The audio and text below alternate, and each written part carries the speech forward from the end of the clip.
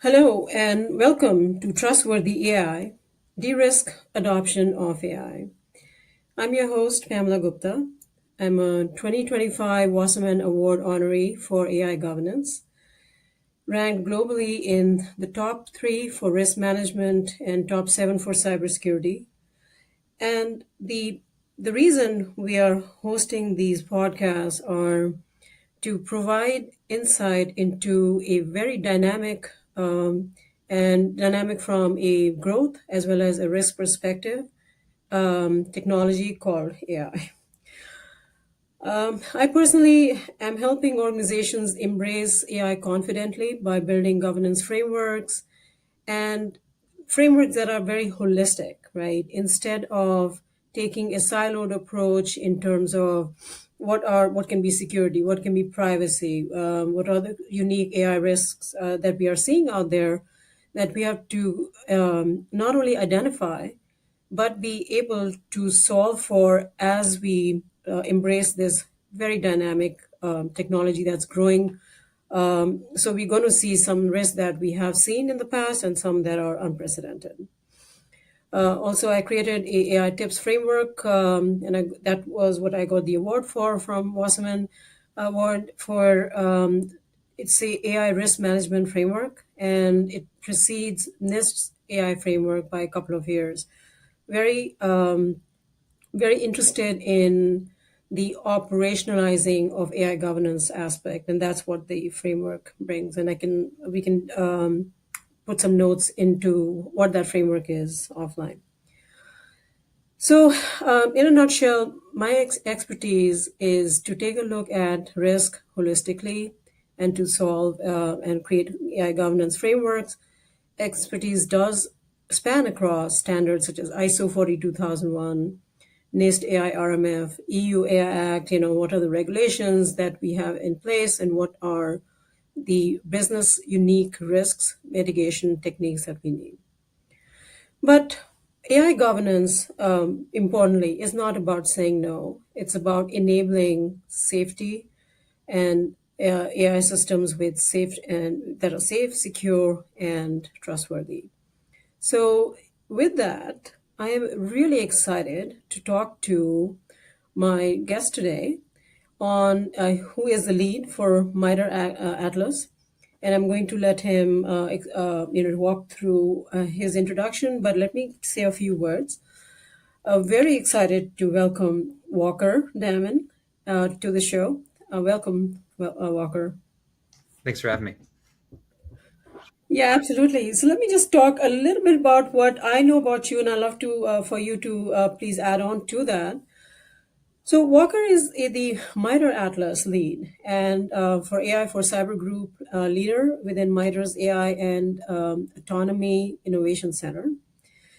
He is leading technical and research teams at the intersection of AI and cybersecurity. These are both very, very complex areas. So hats off to you, Walker. I'll say a couple of words about your work at MITRE, but please do add. From my perspective and from what I know, you're focused on advancing security towards rapidly evolving AI systems, which we know is, rapidly very dynamic and very rapidly evolving. So there's nothing that we can really put a hand on the pulse and say, yeah, this is what works, because it can change very rapidly, in other words. As MITRE's AI for Cyber Group leader, he and his team are exploring unique challenges, as can be expected when it's something so unique and dynamic. And also looking at opportunities that arise when integrating AI technologies into the cybersecurity landscape, primarily for government missions and encompassing AI applications in both offensive and defensive cyber contexts. Walker also serves as the lead PI for an internally funded research and development effort investigating the application of agentic retrieval augmentation, generation large language model, so an RAG LLM architecture for a variety of US government applications within the cyber domain. Walker, did I miss anything? No, that covers everything. Thank you, Pamela. Sure. So, can we start with, what is MITRE and what are some of the frameworks that, have become industry standards pretty much? Right, yeah. Great place to start. So MITRE is an FFRDC, a federally funded research and development center. We focus primarily on systems engineering integration across U.S. government mission spaces. So anywhere from transportation to healthcare to the Department of War to the intelligence community, we operate a number of FFRDCs in support of their mission spaces and apply different variations of engineering expertise to those. Within MITRE, we have an organization called MITRE Labs. So this is more of our research focus component of the organization itself. My division within MITRE Labs, AI and Autonomy Innovation Center, that focuses on, like the name suggests, the innovation of AI and autonomy technology applied to different government use cases. So kind of going from big picture down to specifically where I sit. MITRE Atlas is one of the many frameworks that we provide for government sponsors, industry collaborators, and practitioners of the technology. It's based off of the MITRE ATT&CK framework for anyone that may have heard of that before. MITRE ATT&CK is kind of the precursor to MITRE Atlas. MITRE Atlas is the AI version of MITRE ATT&CK, actually. So MITRE ATT&CK is like a cybersecurity protection knowledge base that was intended to create a common language and taxonomy for cybersecurity practitioners for them to be able to explain the different vulnerabilities and threats that they were seeing for their cyber systems, kind of funneled it and bucketed into these different tactics and techniques and procedures is what they call them. So MITRE Atlas is the exact same thing, just for AI-enabled systems. Just because AI technology in of itself, they have unique attack surfaces and vulnerability exploitation points. That's different than just software or cyber systems. And especially now over the last handful of years, ever since the AI field ran into what we call the ChatGPT moment, where you had this technology suddenly at the hands of the public at large, the need for a security framework has become all that more important. And so that is the goal of MITRE Atlas. And in addition to that, within our AI and Autonomy Innovation Center, we focus on building frameworks, capabilities, tools to support a number of different government agency needs, and that continues to evolve as the AI landscape itself continues to evolve as well. Yeah, thank you. That's it's really important also to for me. I'm going to highlight the fact that you are not only doing this for the government, but you are also focused on industry partnerships, right? Where you are bringing this to, and if you can spend a couple of minutes on that, that'd be great. Yeah, of course. So you have federal and commercial use cases of the technology of artificial intelligence. There's a lot of commonalities between those two pillars. What MITRE Atlas tries to provide is a mechanism for both sides to come together and sort of help educate one another of the security considerations that they're seeing out in their respective fields. And so commercial industry, typically a bit more forward leaning, especially with Silicon Valley. That's where you see a lot of the AI innovation. And so once you see this technology sort of go from their own research and development test beds to commercializations, you have rapid adoption of that technology across the larger industry. And so they can sort of help government agencies understand what new risks are associated with new innovations. So when generative AI hit the scene, for example, and LLMs were slowly beginning to integrate themselves into everything, chatbots is kind of the most well-known use case of that technology. They were starting to be able to see how that system could be manipulated by end users. And that was really informative to government agencies who saw this innovation. They saw the potential. that this technology could provide them, helps them ensure the security of that technology more rapidly as well. And so we try and serve as that connection, so to speak, between the two. It goes the other way as well. So there's unique federal government applications of AI that you just do not see in commercial industry. There are certain security considerations in the healthcare industry, for example, where publicly identifiable information, or PII, is really, really important. And when it comes to generative AI technology like large language models, you just want to make sure that those systems are not spitting out private information to people that don't have the right to see it. So you have the healthcare industry, both on the federal and non-federal side. You have government agencies that really, kind of represent the public with that security concern, and so they can help sort of drive industry towards standards. You listed off a number of them. The NIST AI risk management framework is a huge one, but that's sort of the back and forth and the collaboration that MITRE ATLAS provides for both industry and government. Great. I know it's a huge and a very complex charter that you have, so really happy that you're leading it. Let's talk a little bit about, we're talking about predictive AI, which is very commonly adopted across industry and the business. And then there's generative AI. Mm-hmm. So as the attack classes, right, what was existing, such as data poisoning or model extraction, which was for predictive AI, now has gone into a different realm, which is, let's say, specifically around prompt injections, for example, right? Which attack classes, out of these, firstly, if you want to elaborate on some that you feel are more harmful, or if you want to categorize them, that'll be very helpful. Mm-hmm.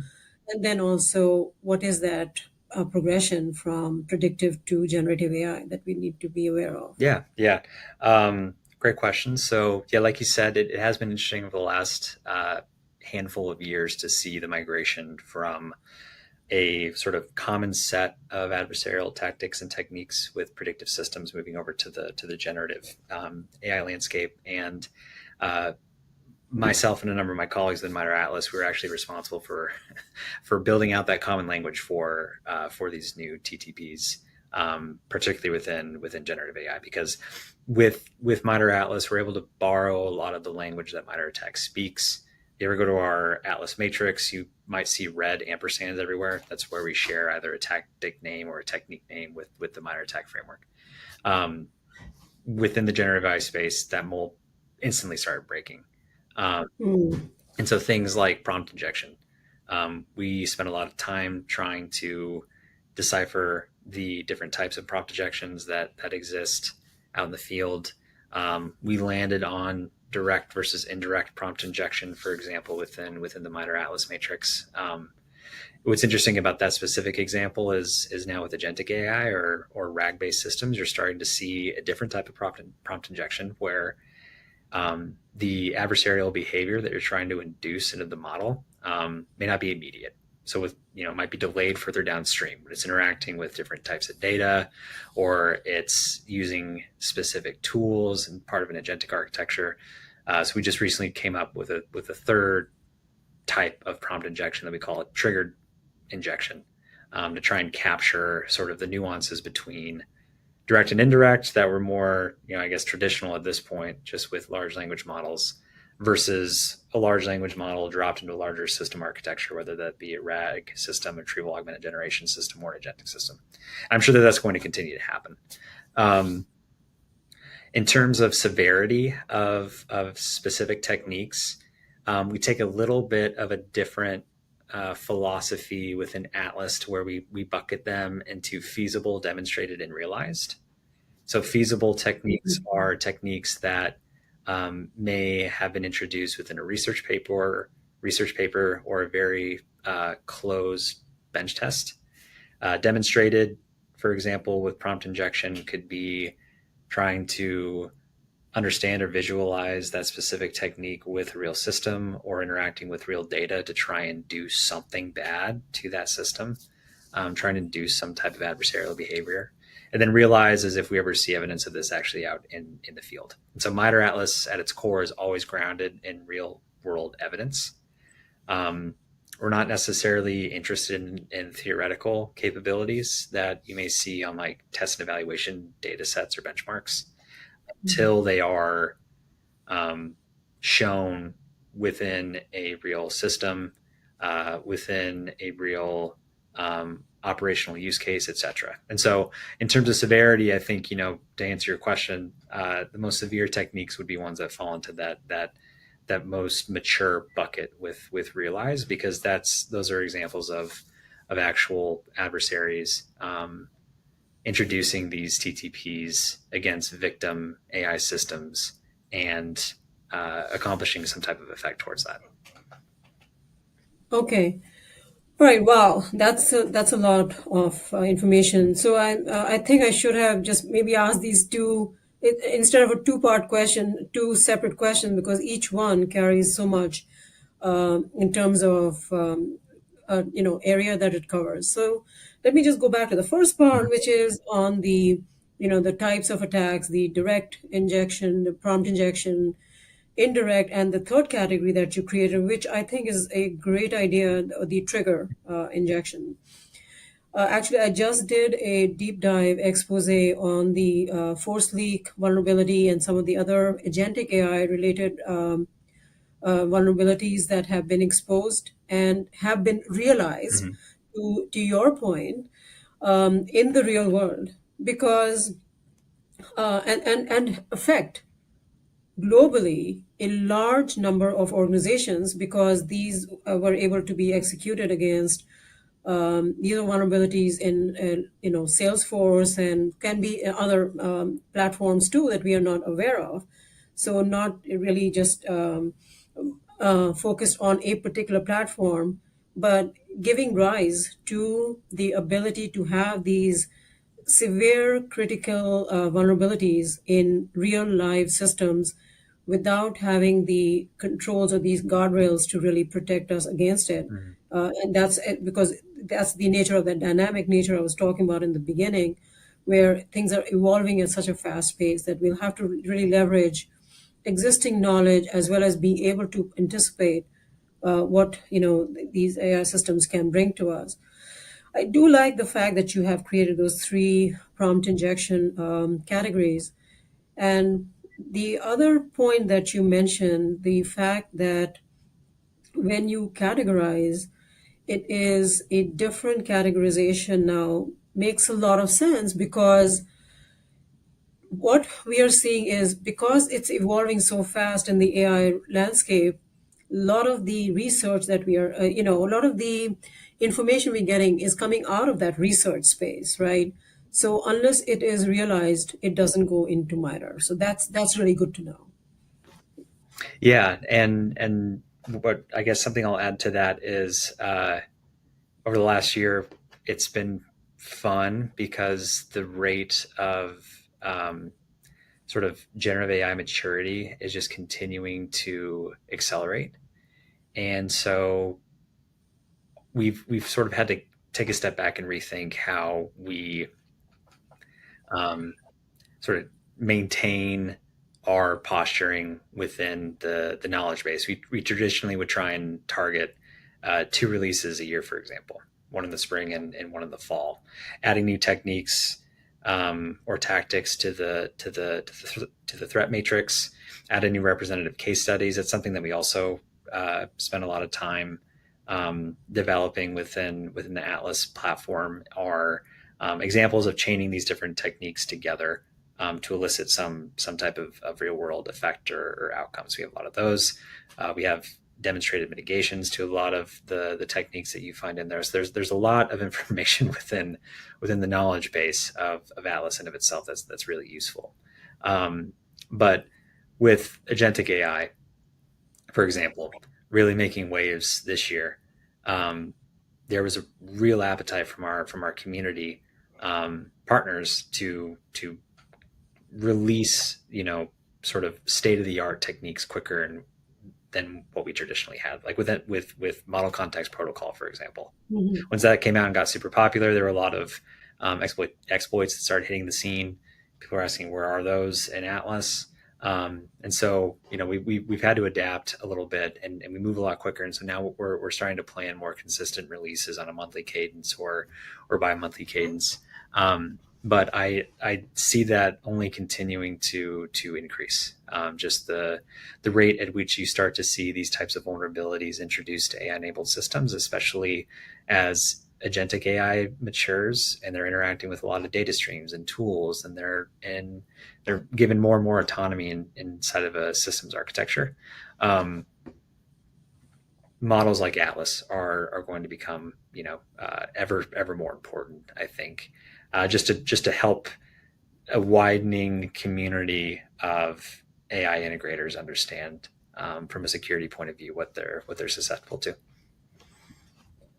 Yes, it is actually a really extremely valuable offering, to be honest, without, not just because you're on the show, because I think because of the practical component and the actionable component of the framework, right? It's not, as you mentioned, theoretical. It is what has been realized or can be realized. Right. I would expand on that and then say how can CISOs then, how can a chief information security officer in an organization then use Atlas for operationalizing their risk posture, the threat modeling, planning, mitigation, etc.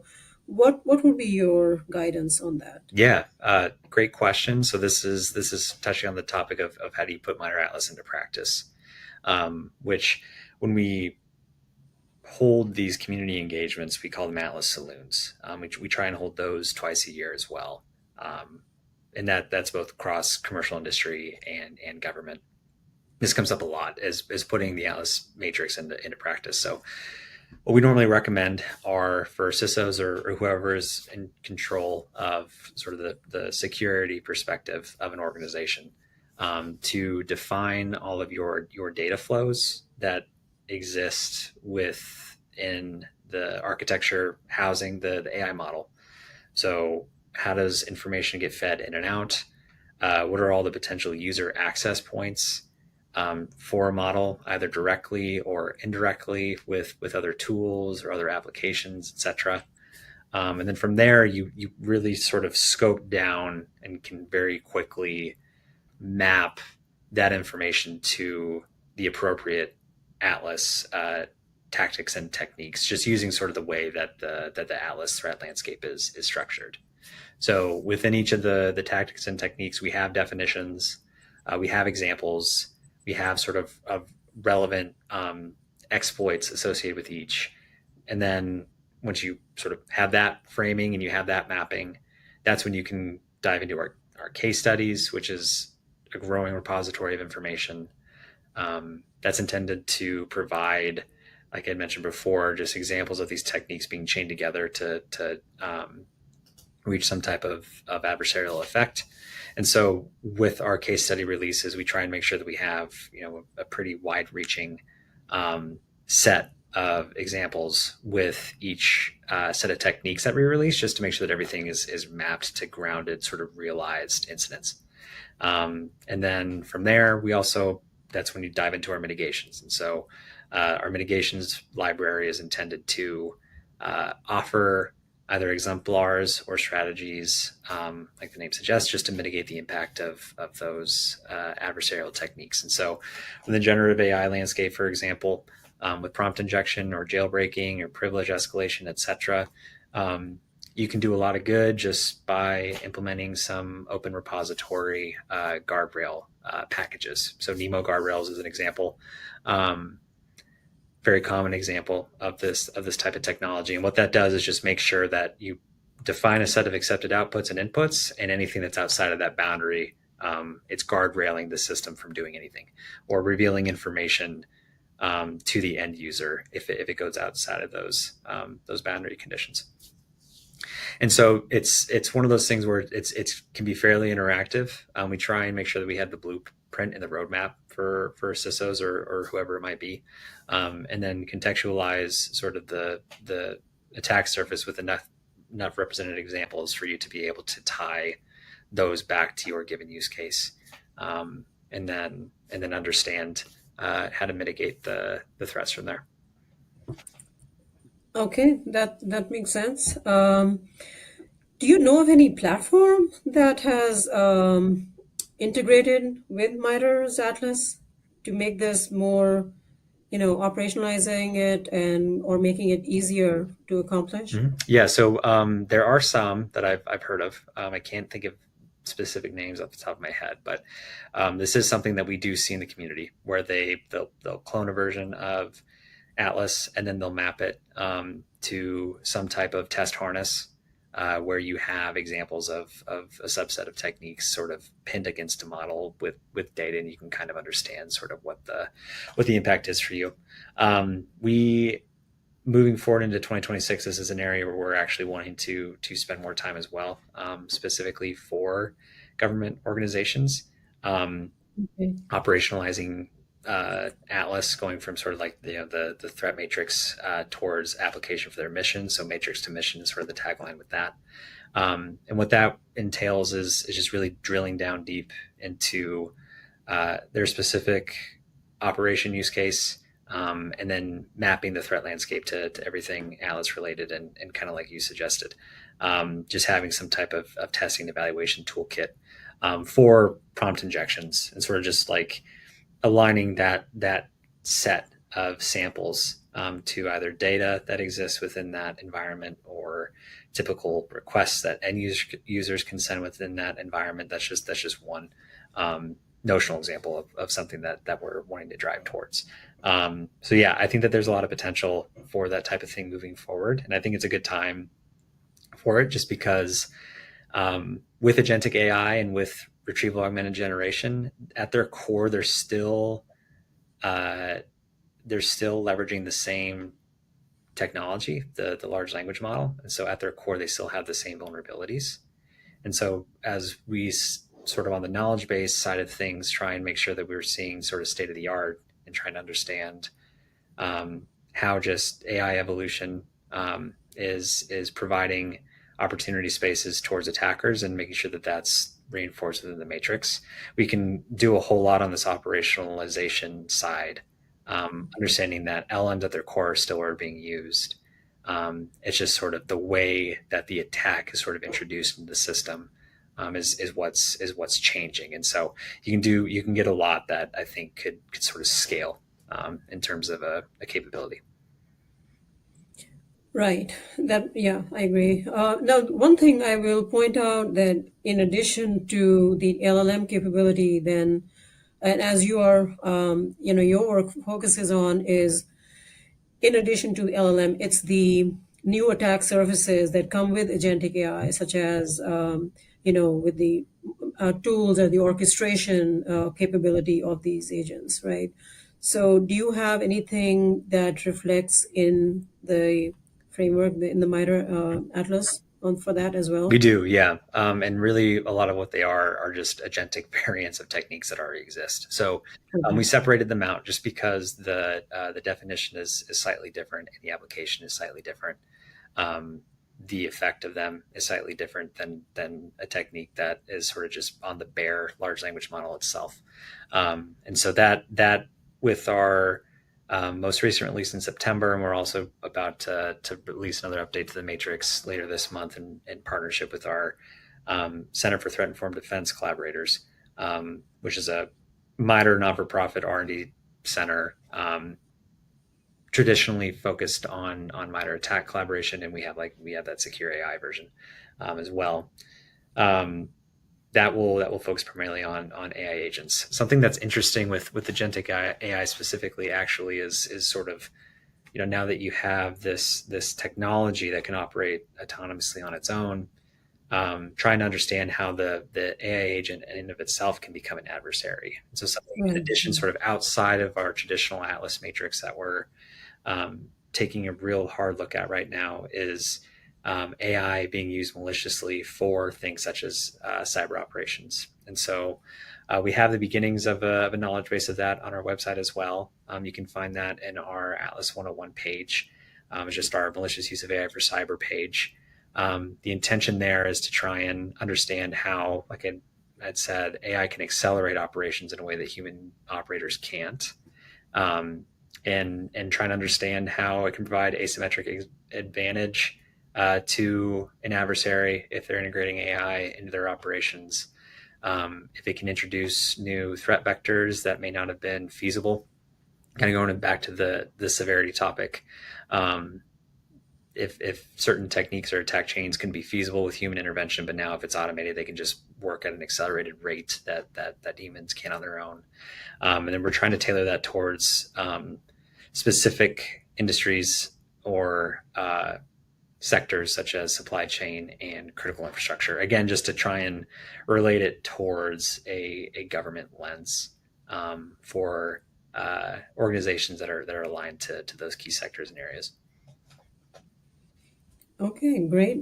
So what about agents going rogue? Is that something that you're also okay? Yeah, rogue agents is an interesting one. It's funny personally, just because I remember speaking with one of my bosses a number of years ago about this idea back when agents were primarily just deep reinforcement learning based. Back then, we called them double agents. Rogue agents is the term that's gone mainstream for generative AI, and yes, that is we've gotten a number of Atlas case study submissions with respect to that.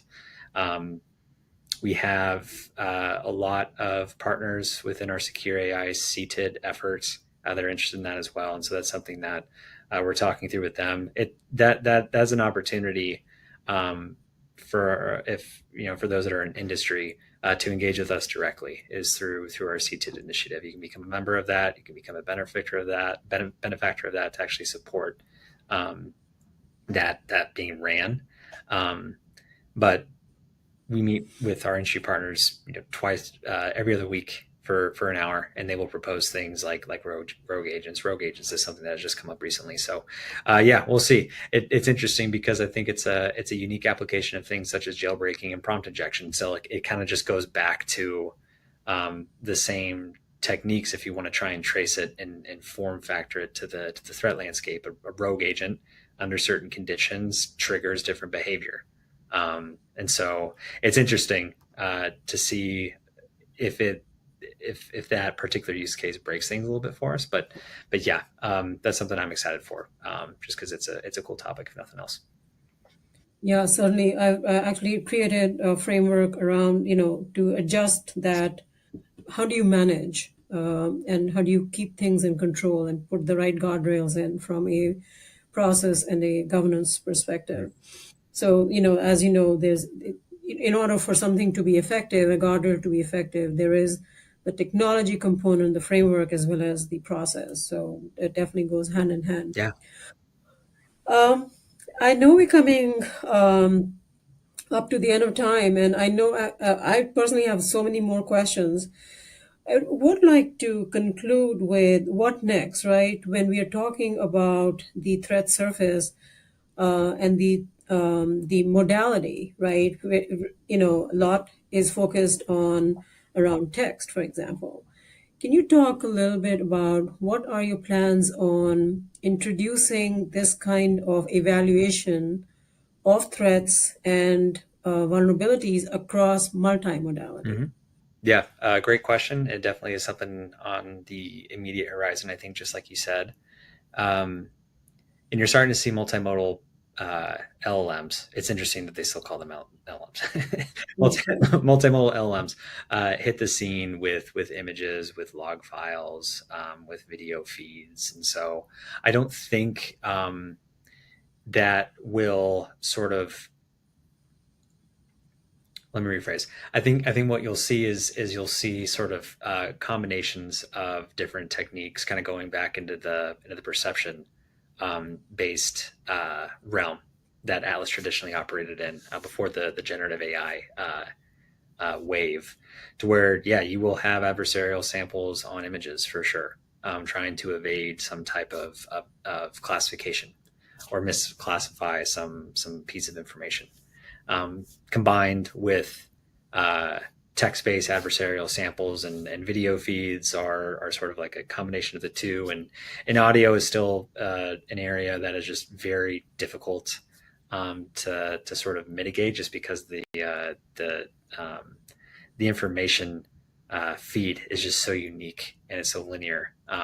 We've explored some things internally, but nothing's really sort of matured to date, at least for right now. So yes, multimodal for us is going to, I think, come into increasing consideration with AI agents as they start to incorporate multiple different pieces of information. I think this is also a really good area for autonomy. Large scale autonomy. Embodied AI is a term that I often hear more and more frequently, where you have either an autonomous vehicle or some type of robotic that's receiving information across multiple modalities, and at the core, just a single set of models or a multimodal model that is sort of orchestrating the action sequences that system is executing. And so for right now, that's kind of where we're specifically focused, is on this autonomy stack, kind of similar to our malicious use of AI for cyber page within the Atlas knowledge base. We do have an autonomy one as well, just because the attack surface, when you get into embodied AI, it grows exponentially to where the amount of sensors just on a feed, it starts to just get really crazy. And so yeah, that's another area where I think moving to 2026, you'll see a lot of movement, hopefully. Yes, I'm keeping my fingers crossed for that one, Walker. Yeah. I think we need that. Quite a very important initiative. So thank you. All right. So as we end, a quick lightning question for you, which is, what do you think is the most underhyped attack vector? Most underhyped attack vector. Mhm. It's a good question. I think that rag poisoning is fairly underhyped, just because it's so easy to execute. That's something that we released earlier on in the spring, where you have a large language model pulling information from a database for some type of inferencing. And I think that especially with the way, oftentimes you have organizations leverage commercial pre-processing tools that are running across hundreds, if not thousands, of PDFs, for example. And when they're parsing this information, there could be information in that PDF that isn't human visible, but that is still there, that is from this technology, and then integrated into this database, and then it's immediately accessible to the large language model. And so that's one where there's so many use cases of that one. It's kind of, I think, hard to sort of pin it down to kind of an all-encompassing case study. We do have a few with respect to that, but I think that that's personally underhyped, just because anytime you are talking to a customer assistant chatbot, on Target or Grubhub or whatever it might be, they're retrieving information. And so these things are just so commonplace nowadays that yeah, I would definitely put that up there in my top three, if not number one. Oh, wow. Thank you. Thanks for that insight. Very, very valuable. So thank you very much. And if you would like to add anything as a concluding remark, please go ahead. Mm-hmm. Yeah, I just want to say thank you again, Pamela. It's been a lot of fun. You can find our MITRE Atlas knowledge base at mitre.atlas.org. Thank you again. Thank you. And I'll take some links or information from you and put it in the show notes. Okay, great. All right. And last, to conclude, a word on the sponsor for the show, which is Record Point. Record Point is a platform, and it gives you control over your data and AI governance for bringing in that trust and compliance and proactive risk mitigation. So it allows for visibility across the data lifecycle and across the governance lifecycle. So really, just to reiterate, anything that I will introduce into the show has been something that I have looked into personally. So I am very excited to have Record Point as a sponsor. So thank you.